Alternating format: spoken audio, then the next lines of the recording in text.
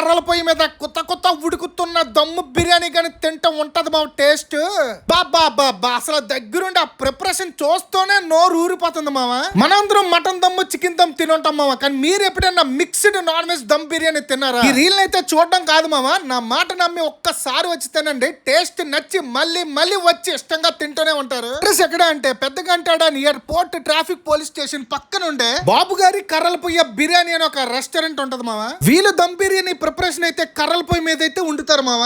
బాబా చూస్తూనే నోరు ఊరిపోతుంది. అసలు ఇది ఎటువంటి ప్రమోషన్ కూడా కాదు మామ, నాకైతే చిన్న వర్క్ ఉంటే నేను పెద్దగంటాడు వైపు వచ్చి ఇలా దగ్గరికి అయితే లంచ్ కి అయితే రావడం జరిగింది. సరే గానీ మనం అందరం చికెన్ దమ్ గానీ మటన్ దమ్ బిర్యానీ గానీ తినే ఉంటాం మామ. మీరు ఎప్పుడైనా mixed non veg dum biryani తిన్నారా? ఒక్కసారి వచ్చి ట్రై చేయండి మామ, టేస్ట్ నచ్చి పిచ్చగా తింటారు. మరి నేను మా ఫ్రెండ్ గారు అయితే ఇక్కడ మటన్ దమ్ బిర్యానీ అండ్ అలాగే చికెన్ దమ్ బిర్యానీతో పాటు ఇలా signature item mixed non veg dum biryani అయితే ఆర్డర్ ఇచ్చేసాం మామ. ఒంగూరు గ్రేవీ ఇస్తారు, అది వేసుకొని మిక్స్డ్ నాన్ వెజ్ దమ్ బిర్యానీలో కలుపుకొని తింటే టేస్ట్ ఉంది మామ.